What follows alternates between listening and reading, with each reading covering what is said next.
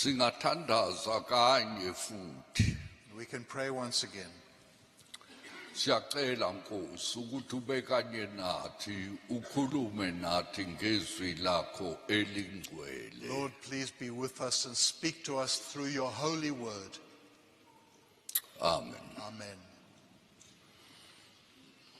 Namhlanje ngithanda ukukhuluma ngomphiko uKristu. Today I'd like to speak about the Antichrist. Sizofunda encwadini yesibili kwabaseThesalonika. We read Isahluko sesibili kusukela evesini lesithathu. 2 Thessalonians 2 from verse 3.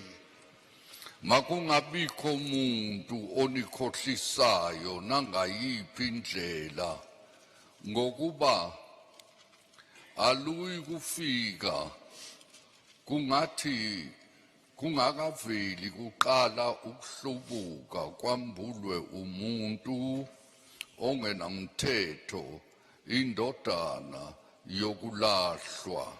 Let no one deceive you in any way, for that day will not come unless the rebellion comes first, and the man of lawlessness is revealed, the son of destruction.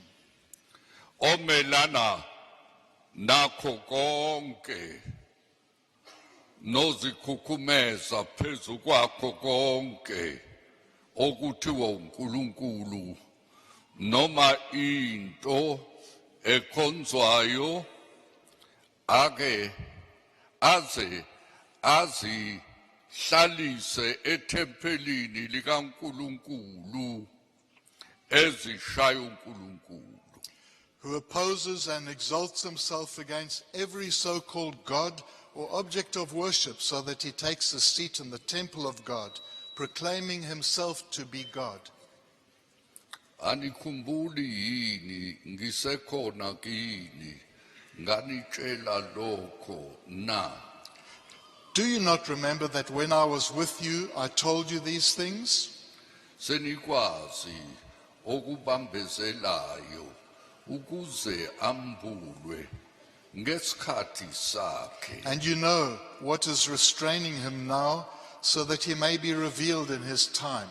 Ngokuba imfihlakalo yokungabi namthetho isiyasebenza, kepha ukuze kudediswe yena obambezelayo manje. For the mystery of lawlessness is already at work. Only he who now restrains it will do so until he is out of the way. Lapho ke uza kwambulwa lowo ongenamthetho eya kumqeda inkosi uJesu Kristu ngomoya womlomo wayo, imchithe ngokubonakala kokufika kwayo. And then the lawless one will be revealed, whom the Lord Jesus will kill with the breath of his mouth and bring to nothing by the appearance of his coming. Lo okufika kwakhe kungokusebenza kukaSathane ngawo onke amandla nezibonakaliso nezimangaliso zamanga. The coming of the lawless one is by the activity of Satan with all power and false signs and wonders. Nangayo yonke inkohliso yokungalungi kwabangabhubhayo ngenxa yokuba bengavumanga ukuthanda iqiniso ukuze basindiswe. And with all wicked deception for those who are perishing, because they refuse to love the truth and so be saved. Asiqine la. We'll read thus far.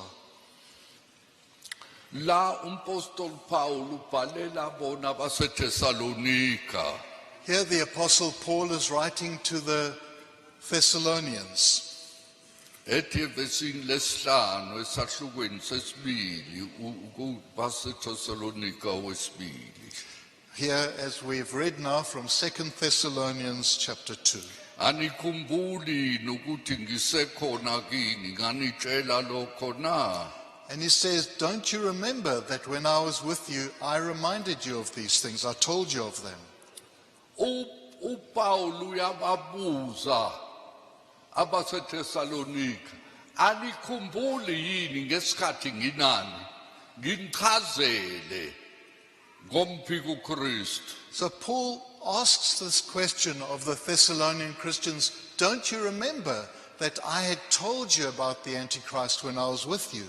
Anginasikhathi ukwenaba ukhuluma kabanzi ngalezi zinto, ngizothi nje nqamu ngamafushane. And I don't have time to go into detail because it is a broad subject, but I will touch upon a point or two. iBhayibheli lithi uma esefikile umphiko uKristu, The Bible says when the Antichrist comes, uJesu wafika emhlabeni, Jesus lo was on mphiko earth, uKristu uzofika. and the Antichrist also was there. Abaningi bazodukiswa. And many, the Lord Jesus said when he was on earth, that when the Antichrist comes, many will be deceived. Kaningi iBhayibheli lithi angifuni ukuthi ningabi noqonda. The Bible often Ningabi uses nokuqonda. the expression, Maqondana nezinto ezithile. I don't want you to be ignorant, and then it mentions whatever subject. Asazi ukuthi umphiko uKristu uzofika nini. We don't know when the Antichrist will come. Kodwa esikwaziyo What we do know, umoya wakhe usuyasebenza ebantwini. the spirit of the Antichrist is already at work among people. Kodwa uma eqhamuka uzoqhamuka njengengelozi yokukhanya. Abaningi bazokhohliseka bakholwe nguyena. And when he comes, he will come as an angel of light, deceiving many. Ngiyakhumbula indaba yomunye unkosikazi nengane yakhe encane. I remember the story of a certain woman and her little child. Yenzeke eNgilandi ey'ntabeni. This happened in a rural, hilly area of England. Bekhona isitimela sigcwele abantu sihamba entabeni ebusika kumhlophe iqhwa. There was a train traveling in this rural area in the white snow in winter. Isitimela besingena evillage liphuma ngena kwelinye ivillage. Uma kukhona baleyo ndawo ibemi isitimela ukuba behle noma bagibele. The train went from village to village, picking up passengers or letting them off. Kusho ukuthi kulolu hambo isitimela besizokuma edilobheni elincane. Now, this train was due to stop off at a little village. Ngoba bekhona umakhothi For those- nengane yakhe encane There was a certain, esimelweni ebezokwehla kulelo village. woman, a wife, with her little child who was to disembark at that village. Ekuhambeni kwesitimela kwafika uconductor. Now, as the train was going along, Amabhasi anoconductor nezitimela, abantu abagadayo abantu bebahlalisa bebakhumbuza ukuthi senifikile. the conductor came along. Kwafika uconductor kulomakhothi nengane yakhe To this, ethi sesiseduze kwalelo dilobho lapho uya khona, kodwa ngizobuya ngikutshele uma sesifikile. to this young wife and her baby, and said, now we are drawing closer to that particular village, but I'll come again to tell you when we have arrived. ethi usungaqoqa izinto zakho zonke uma sesifike khona ngizofika mina ngikutshela ukuthi sesifikile usungehla. You can start getting your things together now, so that when I come to tell you that we've arrived, you are ready to disembark. Kanti kukhona omunye ohleli naye uthi hey ungakhathazeki ngiyayazi leyo ndawo kakhulu ungalindeli uconduct imina ngizokutshela uma sesifike khona. But there was another passenger close by who then said to the woman, look, ignore him. I know when we are about to come to that particular village. I know it so well. Ngizokusiza futhi ngikutshele uma sekufanele ukuthi usukume. And I will tell you when you are about to get off. Umakoti wathatha waqoqa impahla zakhe zonke. And so she got her things together, Wayithatha ingane yakhe encane. took her child, Uma beqhubeka kancane And as- isimelo sama. and as they went along, the train stopped. Lo muntu obehleli naye uthi sesifikile ke. And the passenger Usungaphuma manje nengane yakho nempahla zakho. who was together with this woman, or sitting in there in the same coach, said, we've arrived, now you can get off. Awunangempela wavula waphuma nengane yakhe nempahla. So indeed, she got off with her luggage and her baby.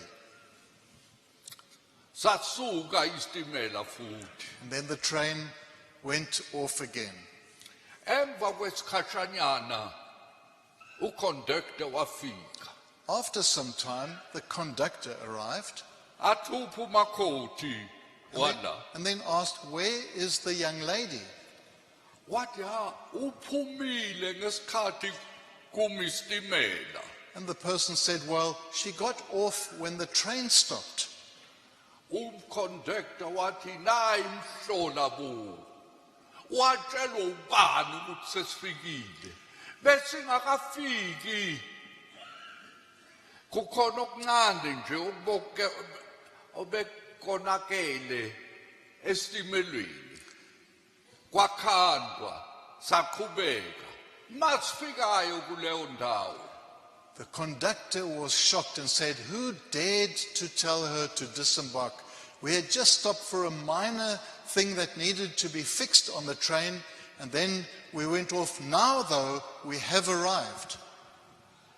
Bekuyisikhathi sasebusika kubanda kumhlophe kugcwele iqhwa yonke indawo. Now it was an extremely cold and snowy winter. Uma isitimela sesihambile sele nengane When the train then left, wehluleka ukuyithola indlela this woman and her child, she could not find her way ngoba isitimela simanga esiteshini besimi nje entabeni ngoba bekukhona okonakele. because the train had not stopped at a village. She didn't know where she was. Wathukuthela uconductor Now the conductor in the train was kodwa angry. wathi lo makhothi ungenwa yini aphume kusho ukuthi uzokufa. Nangempela umakhothi nengane bafa babulawa amakhaza ngoba behluleka ukuhlukanisa belalela noma bani ngoba kukhona abantu abashoyo ukuthi ngiyazi kukhona abantu abanjalo emhlabeni abanolwazi kodwa abazi ukuthi kufanele ukuthi bazi kanjani nokuthi bakhulume nini.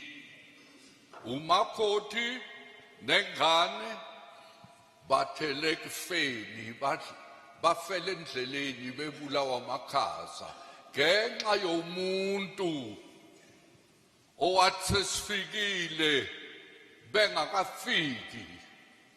The conductor was angry that this had happened, said she'll freeze to death, which is indeed what happened to her and her baby.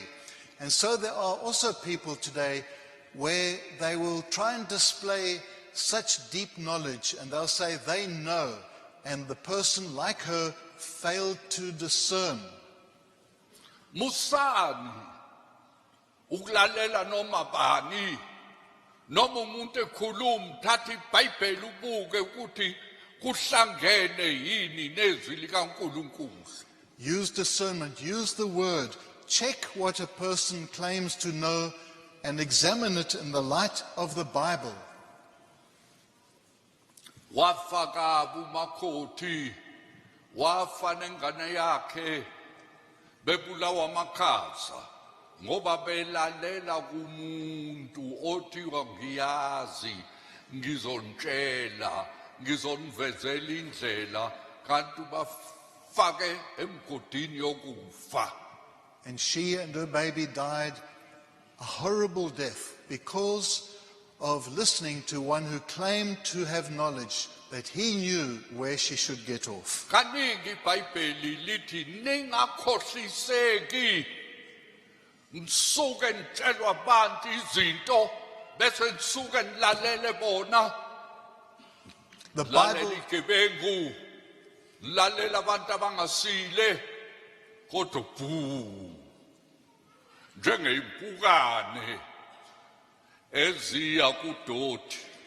the Bible often warns and says, do not be deceived. Don't listen to the one who claims to have such deep knowledge. And so, like flies attracted to dirt, that person somehow gets a great following.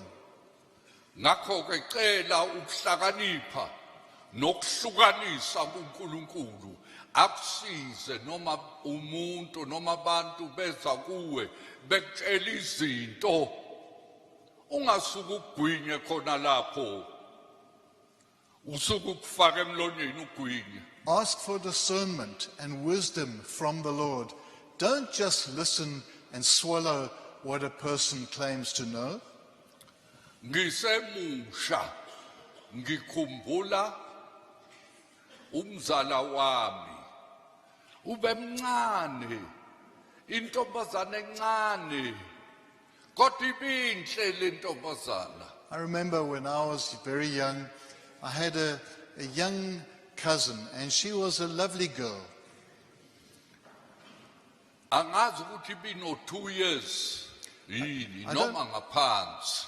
I don't know whether she was about 2 or even younger. Unina ube number 1 ekuqaleni imbali enembali emihle. Her mother was a specialist in planting and arranging beautiful flowers. Kanti lengane encane yakhasa yahamba yathola imbali yayikha yayifaka emlonyeni yayidla kanti iwupoison leyo ngane yafa. Udokotela wathi udle upoison. Then this little girl got to one of the flowers and ate it. And so she was taken to the doctor. She died when the doctor diagnosed that it was a poisonous plant. Ngiyayikhumbula leyo ndawo ngoba besakhelene nesonto singekude nesonto I remember that place ikilometer no half because we were noma amabili. just about 1.5 to 2 kilometers from that Kusho church. ukuthi abantu bebejwayele ukuletha idumbu zabo kithi bese uma sekungcwatshwa kusukwe kithi ngoba beseduze nesonto. It was the practice in those days that if there was to be a burial, a funeral, they would bring the coffin firstly to our house because we were close to the church. Ngiyayikhumbula le ndaba ngoba leso sidumbu sabakithi ekhaya. I remember the story so well because that corpse was in our home. ingane yafica imbali enhle ibukeka kahle yakuthatha yakufaka emlonyeni yakudla yafa. This little girl had been attracted to this beautiful flower, had eaten it, swallowed it, and died. Maye kinina enithatha zonke izinto niyifake emlonyeni, noma ungaba indoda noma ungaba inkosikazi noma ungaba isihlobo sakho, hlukanisa. Noma ungaba umfundisi uhlolisise eBhayibhelini ukuthi kuyahambisana yini neBhayibheli.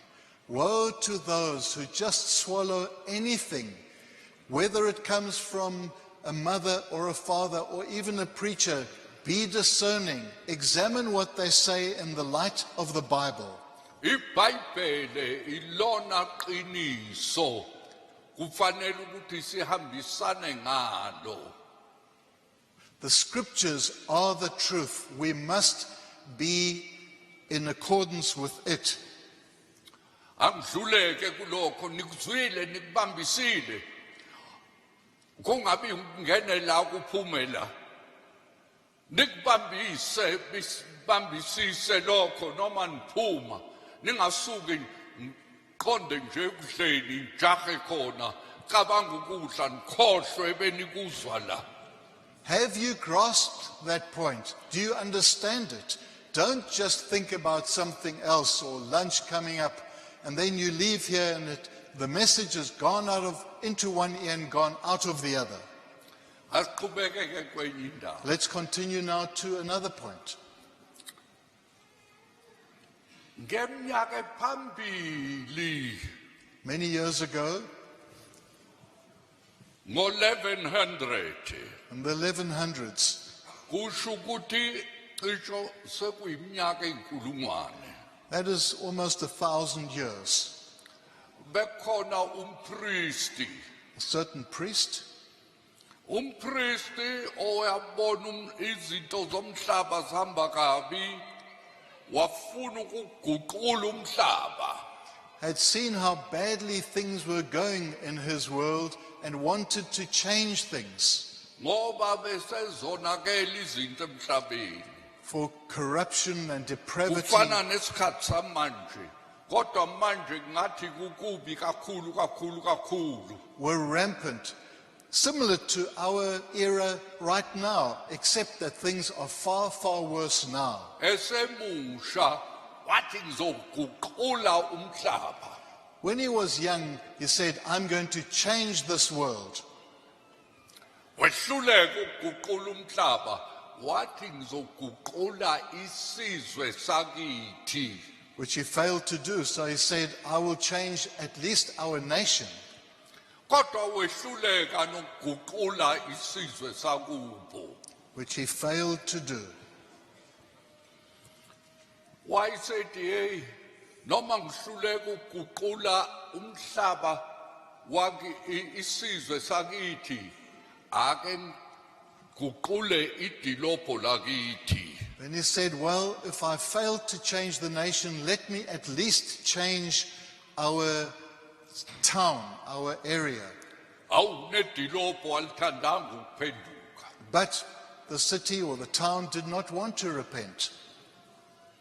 Wayesethi ake ngiguqule umndeni wami. Then he said, well, let me change my family. Kodwa wehluleka nalokho. But he failed in that too.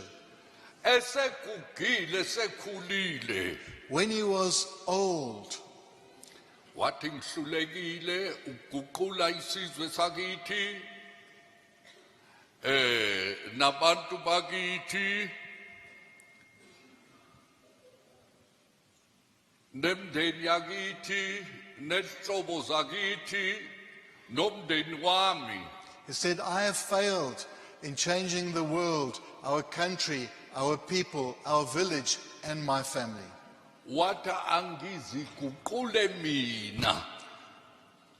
So let me be the one that changes. Uma eseguqule thandaza ethi Nkosi ngisize ngiguquke.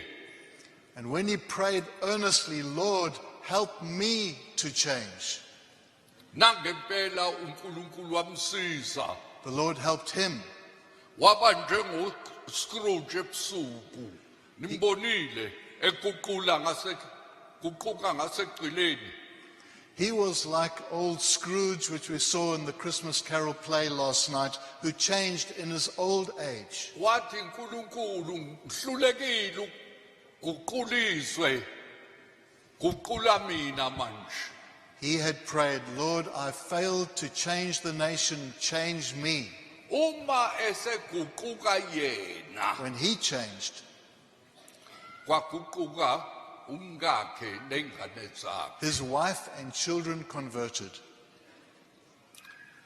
Lapho sekuguquka umndeni wakhe When his family changed, kwaphenduka ivillage yonke. his whole village repented. Wayesethi awu ngaphenduka ezela izinto ngathatha okwasemsamo ngakumisa eminyango kusemnyango ngakubeka emsamo. And then he said, I have failed because I put the cart before the horse. Uma ngaqala lapho ngaseqaleni ukuthi Nkosi guqula mina mhlambe izwe lakithi nesizwe sakithi besiyophenduka. If only I had called upon the Lord for myself when I was young, perhaps then our nation and country would have been changed. If only I would have started where I am now, maybe our nation would have been saved. Mhlawumbe isizwe sonke besizosindiswa. That was in 1100. God revealed this mystery to him. It's got to start with you. It's no use preaching to your wife if you are not right. It's no use speaking to your children if you are not right. It's got to start with you, yourself. uNkulunkulu wamkhombisa lokhu esemdala. Lemfihlakalo ukuthi akusizi ukuthi ushumayeze inkosikazi, qala kuwe, phenduka wena, emva kwalokho inkosikazi nezingane. Kwasa kuye esegugile ethi hawu uNkulunkulu ungithethelele. Ngagcina la kuqalwe khona. This dawned on him only in his old age, where he said, Lord, I have Akusizi ukushumayeza abanye uma impilo yakhe ingalunganga. Uma kusekhona izinto engasile yeka ukushumayeza umkakho. Yeka. I should not have put the cart before the horse. You see, it is like that. If you have not converted and changed, then stop preaching to your wife and telling her what to do. EFrance bekhona indoda eyayishumayela. In France, there was a preacher. Emshumayeza umkakhe nsuku zonke.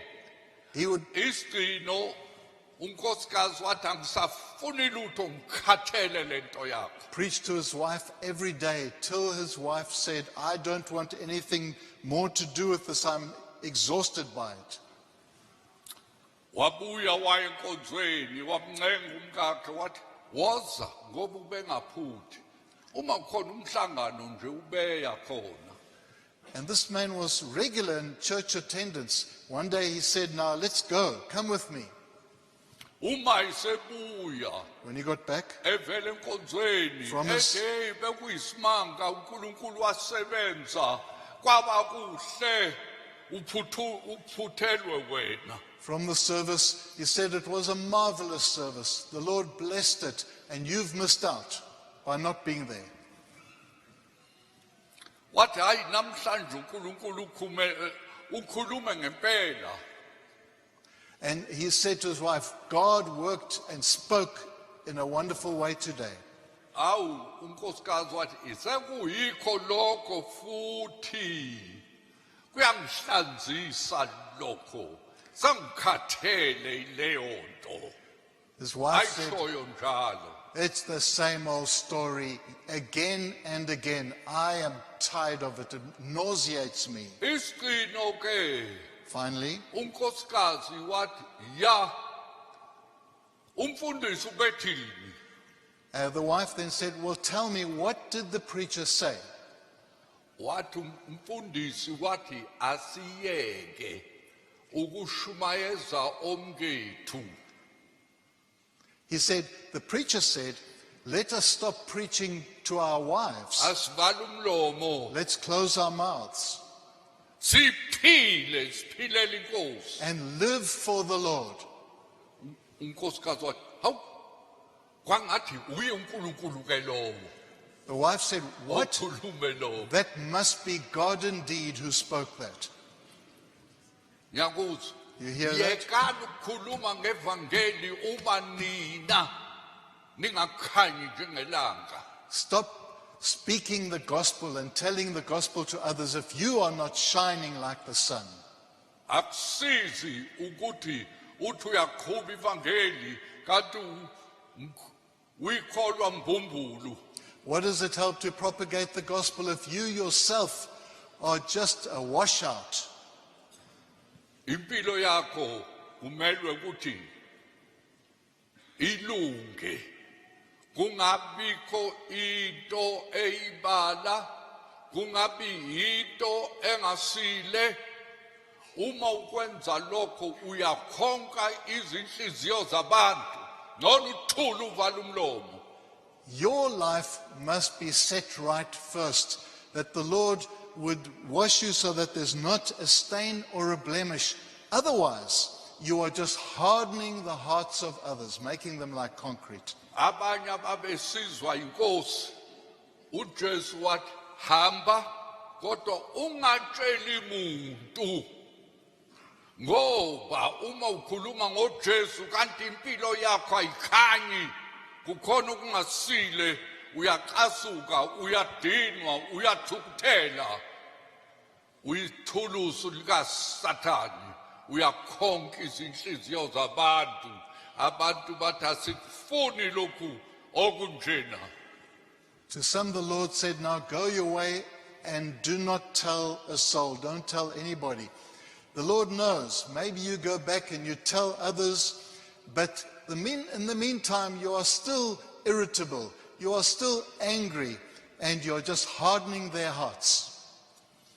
Umphiko Kristu ke The Antichrist, uma sifunda incwadi yesibili kaThessalonika isahluko sesibili ivesi lesithathu. if we read as our text is in 2 Thessalonians 2 verse 3, Uthi lapho ke ngokuba kuzombulwa ngesikhathi sakhe uSathane ngokuba imfihlakalo yokungabi namthetho isiyasebenza kuphela ukuze kudedeliswe yena obambezelayo manje. for that day will not come unless the rebellion comes first and the man of lawlessness is revealed, the son of destruction. uSathane ubizwa ukuthi umuntu wokubhubha. Satan is called Umuntu the one who's the destroyer, owonakele. the one who is depraved, Umuntu ongenamthetho. the lawless one. Kusho ukuthi akungabikho noyedwa onikhohlisayo ethi nangu umphiko uKristu kanti lo umuntu okutshela leyo nto kwayena kulungile empilweni yakhe noma umphiko uKristu engekho kuye kodwa umoya womphiko uKristu sekuye. Don't listen to anyone who claims to have special knowledge that the Antichrist has already arrived and who he is. In the meantime, that person might be like the Antichrist or have the spirit of the Antichrist in him. uSathane uzofika umphiko uKristu afike njengomuntu okuthula umuntu ozoxazulula izinkinga esikhona emhlabeni. The Antichrist will come like a peacemaker, one who is to bring peace on earth, Ozoletha ukuthula alungise umhlaba. and who will fix the world's problems. Ngoba izimbi izinto emhlabeni. For things are indeed depraved in this world. Omunye bengishayela ucingo ekseni nje uthe nokho kukhona umndeni waseRomania banengane ezisihlanu. This morning somebody phoned me and said, in Norway there's a Romanian family with 5 children. Ingane yokugcina The last child, mhlawumbe ku grade 3 perhaps in grade 3 or so, ingane ezisesikoleni zakhuluma ngoJesu zazama ukuhambisa ivangeli. now these children spoke about Jesus trying to bring the gospel. Khona lapho zisakhuluma ngenkosi kwaqhamuka amaphoyisa. While still speaking about the Lord, police arrived, Kwathathwa lezi ngane ezisihlanu and all 5 children were taken zaphucwa kubazali. were taken away from the parents, confiscated. Ingane le encane ku grade 3 yafakwa inyanga entathu ejele. And this little child in grade 3 was imprisoned for 3 months. Kwathiwa la enoki la kule ndawo kulesi sikole akufanele ukuthi umuntu aphathe indaba yevangeli lenkosi uJesu Kristu. For it was said, in this country, in this school, you're not allowed to speak about the Lord Jesus Christ. Ake nicabange enoki Just think, in izwe Norway, lokukholwa Norway, which kodwa is umoya womphika uKristu usuyasebenza abavumi nokuthi ukhulume ngoJesu. had been a Christian nation, but now the spirit of the Antichrist is at work there, forbidding speaking about Jesus at school. Sekusebenza komoya womphika uKristu.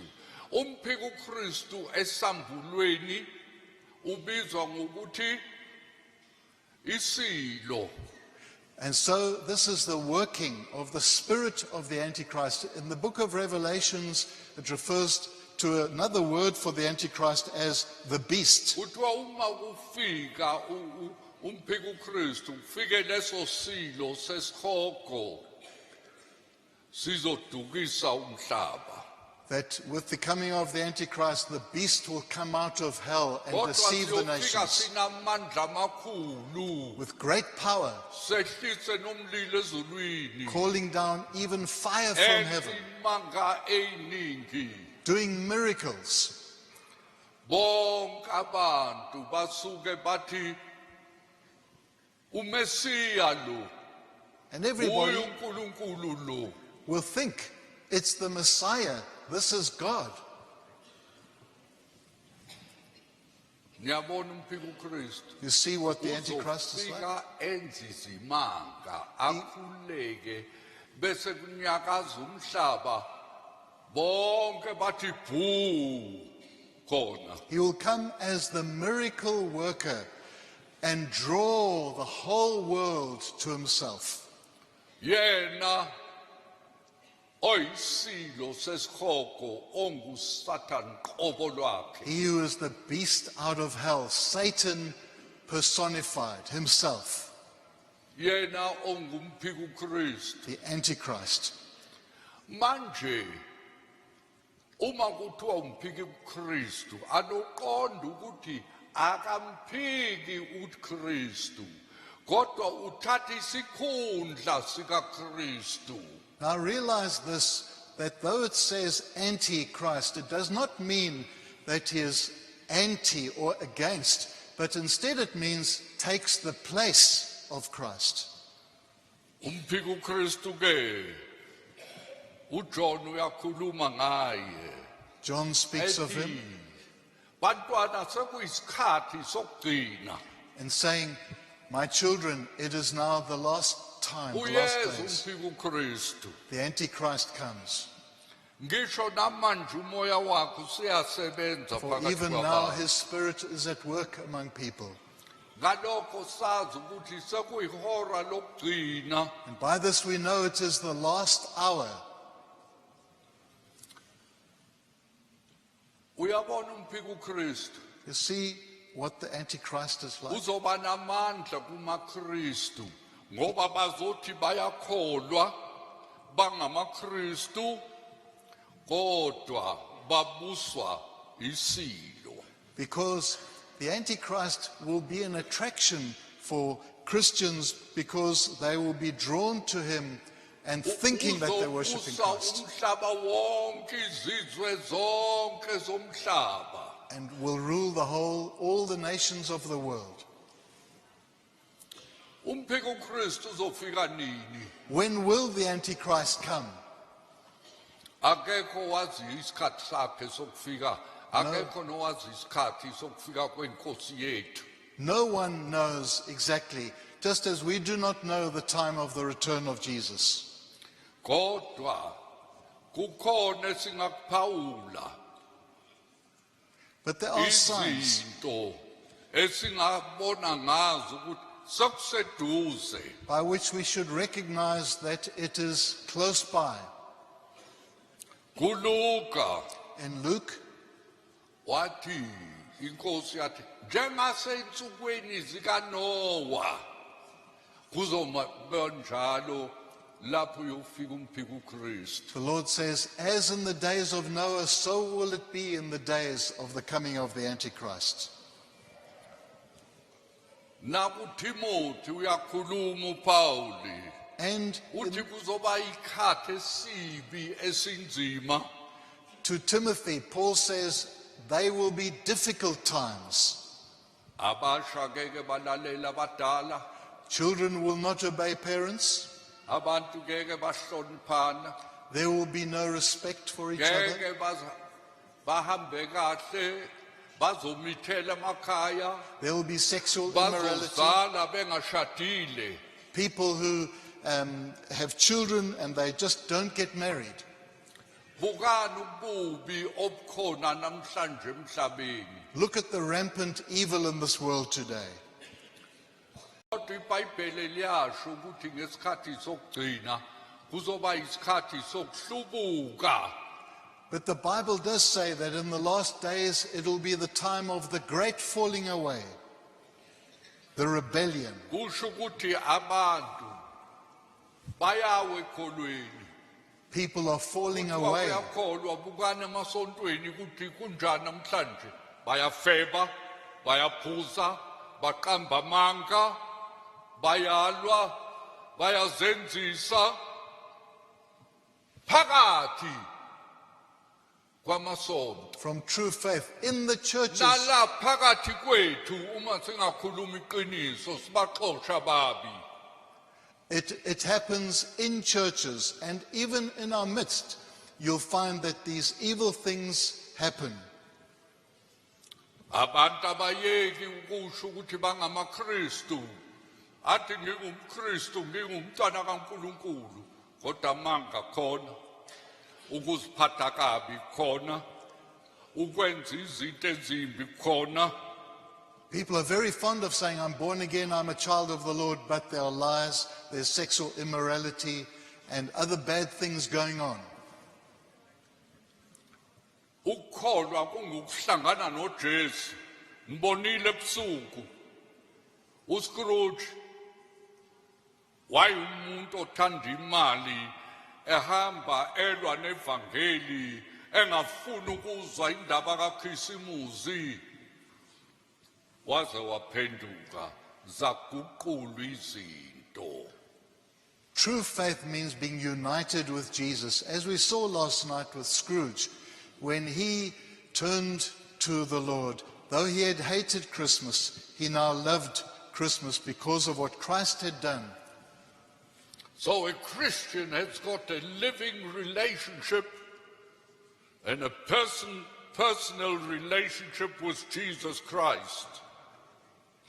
umuntu ongumzalwane uyazwana noJesu, uyamazi uqobo lwakhe. Kodwa buka namhlanje kunjani? Look at, Sekuvunyelwe ugqingile emasontweni. though the condition of things in Shadisa churches, indoda nendoda. gay marriage allowed in church, Intombi iqome enye intombi. and homosexuals, lesbians getting married in the church. Baphikisana bathi phela uNkulunkulu wathi asothandana. And Kanti iSodom neGomora lelo kwehla umlilo ezulwini wababhubhisa. Kodwa namhla abafundisi bayalwela izinto zikaSathane. And Ngoba those- sekumoya wesilo osebenzayo emakholweni. this is the sin of Sodom and Gomorrah, and brought down the wrath of God upon those cities. So, nevertheless, in the church, even preachers will say, but this is love. But this is the spirit of the Antichrist already at work. Awubheka ukhushulwa kwezizwe. Look at abortion. Ilona lo mithele entabeni. Enye intombazana eMelika yakhulelwa ka-16 I know. ehushula zonke lezo ngane, ebulala ingane zakhe. Izandla zabasha zabantu namhlanje zigcwele igazi. Of one American girl who aborted 16 of her babies, there is blood on the hands of many people. Isikhathi sokuhlubuka lesi. This is the Isikhathi sokuwa. Of the rebellion, the falling away. Abafundisi bathi ngano Davida wona kusho ukuthi nathi singona. Abafundisi bayadivosana bese nishunyayezwa ibona. And so Anisukumi ngani niphume nihambe nishunyayezwa igebengu zabantu. preachers who will excuse their sin and say, well, after all, David sinned in this way. And so they divorce their wives, these preachers, and they carry on preaching. You should be out of, get away from sitting under such preaching. Ngabuza umbuzo ukuthi uzofika nini. Ngathi akekho waziyo. I had asked the question, when will he come? And Kodwa said, no one esikwaziyo, knows. umoya womphika uKristu usuyasebenza phakathi kwamaKristu. But what we do know is that the spirit of the Antichrist is already at work among Christians. iBhayibheli lithi ngabe esevelo bala kodwa akakaveli khona umvimbayo. The Bible says he would have already been exposed, but there is one that holds him back.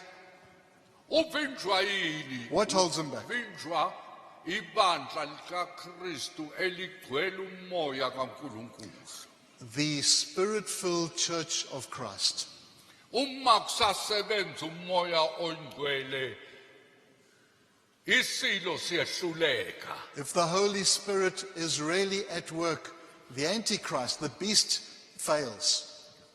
iBhayibheli lithi ukusebenza kamoya ongcwele kuyamthiya uSathane angakwazi ukusebenza njengokuthanda kwakhe. For the Bible says that the working of the Holy Spirit prevents Satan from doing his thing as he wills.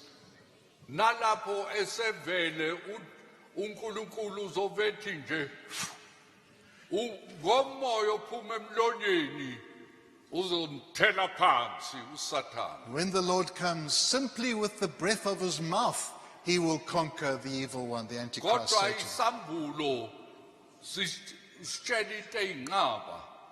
Now, in Revelations, it tells us an astonishing thing. Ethi uma sokusebenza sokubusa uSathane umphika uKristu. When the Antichrist Ngeke rules, uthenge, ngeke udayise ungafakanga uphawu lwakhe esandleni noma ebunzini. you will not buy or sell without the mark of the beast on your wrist or your forehead. Abepolitiki namhlanje bathi hawu kuhle kabi ufake lolo phawu ngoba kuyebiwa namhlanje uthi uthola ipension yakho uma uthola imali fika abantu bakurobhe bathi kungcono khona umshini obhalayo awuboni esikhumbini kodwa umshini uyakubona uzothi nje phakathi inombolo selikhona uphawu luka lomphika uKristu u666 or 6 abathathu.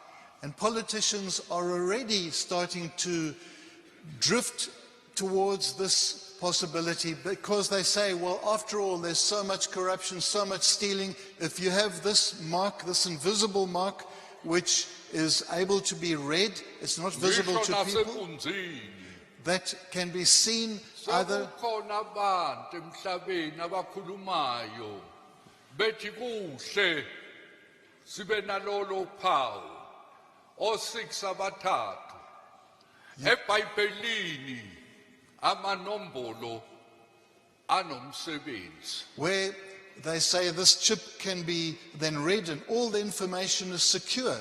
And so the 666 number is something that is of significance as numbers are significant in the Bible. u1 kusho uNkulunkulu ongu1, 1 speaks of God who is one. 2 kusho ukuthi ubufakazi, speaking of the witness. 3 uNkulunkulu emthathu emunye, 3 God in 3 persons.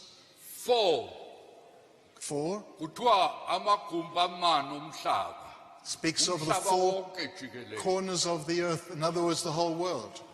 5 umusa kaNkulunkulu, 5 uDavidi elwa noGoliath waxosha amatshe ayisihlanu wamshaya la wamginqa phansi. Often 5 eBhayibhelini kusho ukuthi umusa. Often referring to grace. Remember, David as a boy collected just 5 stones and he used just one of them to conquer Goliath. So it speaks of grace.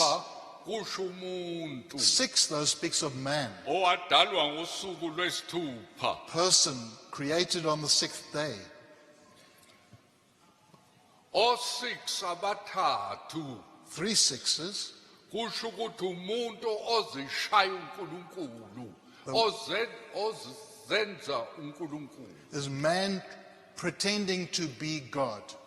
7 inombolo lokuphelela. 7 speaks of completeness, wholeness. Singaqhubeka ke kanjalo amanombolo 8 9 10 11 12 onke amanombolo anendaba eBhayibhelini. And so there are numbers which are of significance in the Bible, significance. Kusho ukuthi ke And so u666 the 666, uphawu lo muntu ozishaya uNkulunkulu.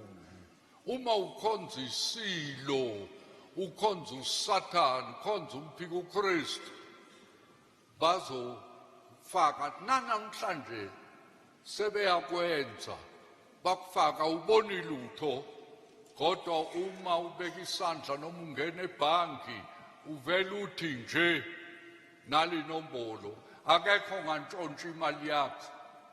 speaks of ultimate man, Ngizohlupheka nina masela entshontshayo. man trying to be God. And so there are even those who are experimenting and have numbers, these invisible numbers. They can go to the bank. They don't need to swipe a credit card. It's there on their body. Kodwa uma ungakholwa uzofakwa uphawu lukaSathane. Uma umfuna uSathane uzomthola. You're not. Uzobekwe inombolo lakhe kuwe. Ngeke udayise, ngeke uthenge. Uma ungamukelanga uphawu lwesilo. If you're not a true believer, you will find yourself with the mark of the beast. And it says of that you will not buy or sell without that mark. Uzobusa iminyaka eyisikhombisa emhlabeni. And he'll rule for 7 years in this world. Iminyaka emithathu nohalf kube ngathi umuhle kodwa iminyaka emithathu nohalf izinyanga ezu-42 uzoba mubi ahluphe namaJuda abadlise inyama yengulube ayihlabe futhi ethempelini. For 3.5 years will be the nice side of him, where he will be appealing and do wonderful things. The last 3.5 years, where you'll see the ugly, terrible, wicked, satanic side of him, he will attack in particular Israel and the Jews, and and set himself up in the temple, in the Holy of Holies.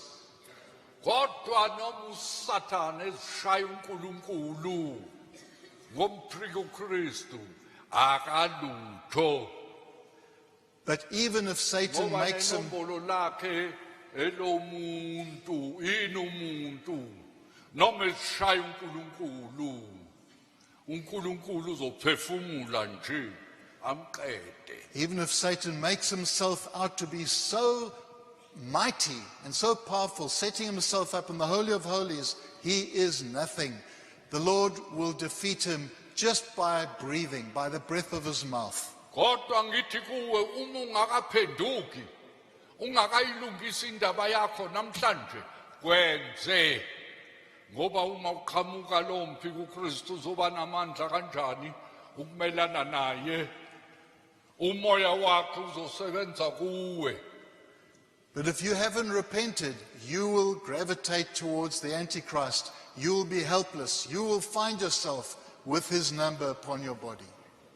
Mphilela uNkulunkulu kuthi lapho kubuya uJesu ezohlwitha ibandla lakhe asazi ukuthi uzofika nini. Live for the Lord Jesus, that you're ready for Jesus when he comes to take his church. We don't know when that will happen. Kuzofika amangisi athi rapture ukuhlwithwa kwebandla ngokuphazima kweso.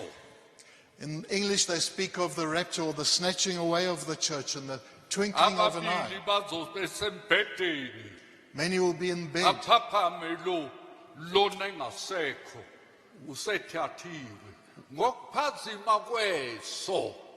They wake up with the other partner being gone, the spouse being gone, in the twinkling of an eye. Nabasemathuneni And those in the grave. ayovuleka labo abafele enkosini bahlwitheke bazohlangabeza uJesu emoyeni. Those who die in the Lord are the ones who will rise to meet the Lord in the air Bangena emshadweni wewundlu and enter into the marriage feast of the Lamb. kodwa bayasala laba bahlupheka But the others will remain ngathi kwisihoko emhlabeni and endure hell on earth. bebuswa umuntu wesono umuntu ongenamthetho umuntu owenza izinto ezimbi Where the man of sin, the lawless one, the evil one, will rule. wena usulungele hayi umphika uKristu kuphela kodwa nokubuya kwenkosi. Are you ready?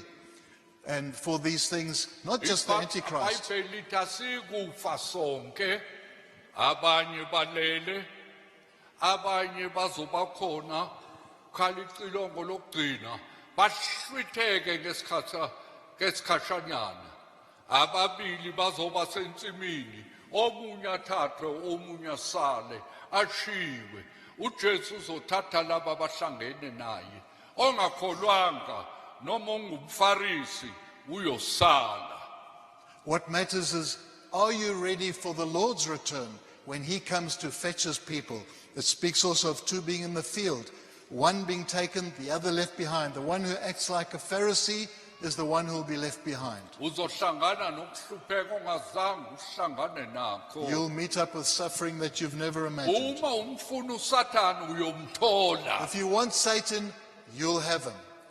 nani enkholwa uSathane, And you who are Satanists, Satanist, hey ngiyomthola, well, you'll have him completely. kuthiwa uphumelwandle. It says he'll rise out of the sea. Ukufundela ningafunda esambulweni isahluko seshumi nantathu.